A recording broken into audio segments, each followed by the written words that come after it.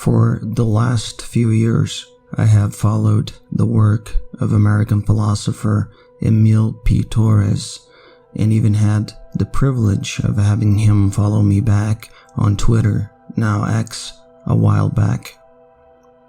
In some of my previous essays, I have linked or referenced multiple articles written by him for different online magazines, articles in which Torres rightly and courageously criticizes nefarious Silicon Valley billionaires' ideologies such as long-termism and effective altruism, which may sound nice but are extremely problematic. In a nutshell, long-termism is a philosophical view that considers the extinction of consciousness into the far future of the universe as the ultimate good, be it human consciousness or some type of consciousness engineered by us and that resembles ours in some important way, specifically a type of consciousness that is able to feel pleasurable experiences. If current scientific estimates are proven to be correct, and the universe will last for many trillions of years before reaching heat death, then humanity's ultimate goal, according to long-termists, should be to colonize the future of the universe with as much consciousness as possible. Long-termism, a philosophy associated with Swedish philosopher Nick Bostrom, is connected to the effective altruism movement, which has as its main figure British philosopher Will MacAskill. Effective altruism was born out of MacAskill's own interpretation of Peter Singer's utilitarian view that people ought to donate way more to the poor than they actually do. From this, MacAskill ended up working out a moral framework in which it was morally desirable for people to go into finance and make as much money as possible, because by doing that, they will have more to donate in the future than they do now. Growing from this perspective, long-termists argue that certain serious problems facing entire populations aren't worth the trouble wasting resources on because they aren't really existential risks to human consciousness surviving and expanding into the future. It isn't hard to understand how come effective altruism and long-termism have long since been a favorite among billionaires, especially tech industry billionaires and multimillionaires. They can hoard resources and feel good about it, believing that they are at the forefront of extending human consciousness into the far future. In their minds, fixing structural societal problems such as extreme income inequality isn't worth the trouble, since they are doing God's work by investing in new technologies that will help spread humanity throughout the cosmos.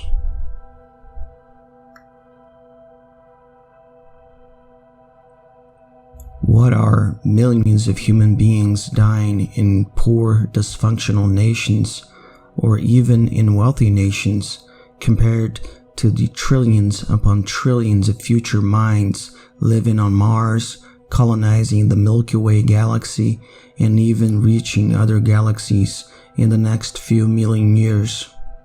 That's how they think. And Emil Torres has been right calling them out on how dangerous they are.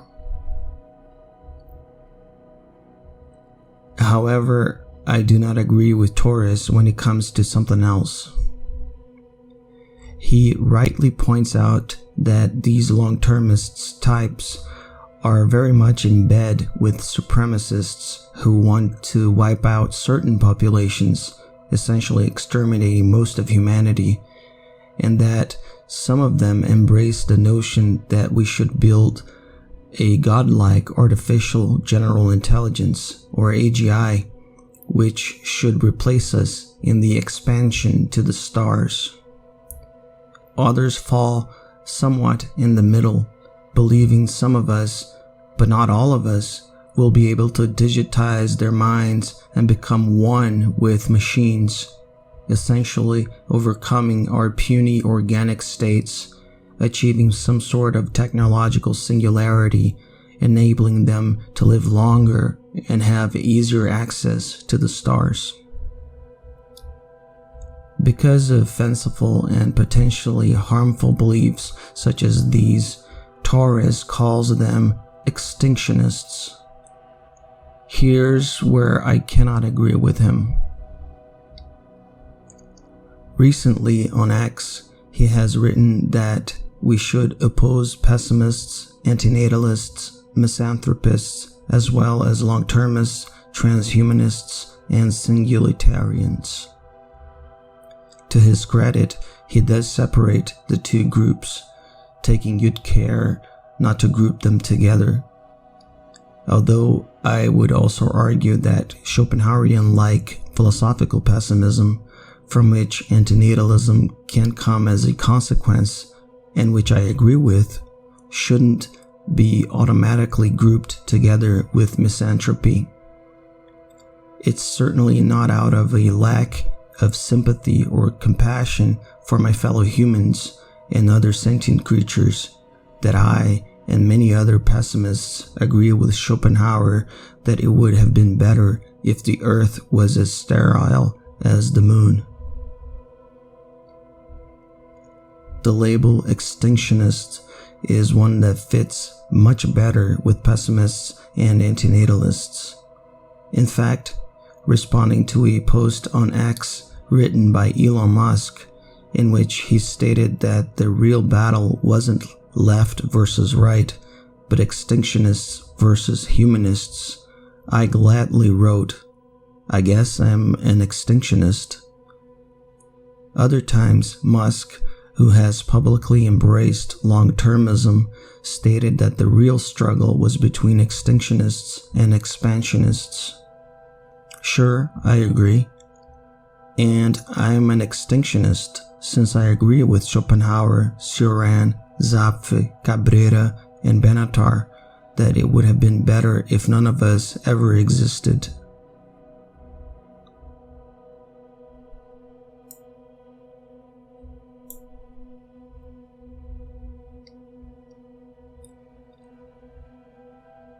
In essence, Torres' views aren't necessarily at odds with the idea that human consciousness or sentience in general could or even should extend into the far future. They are at odds with how this should come about, who should be in the pilot's seat, so to speak. And I agree with him.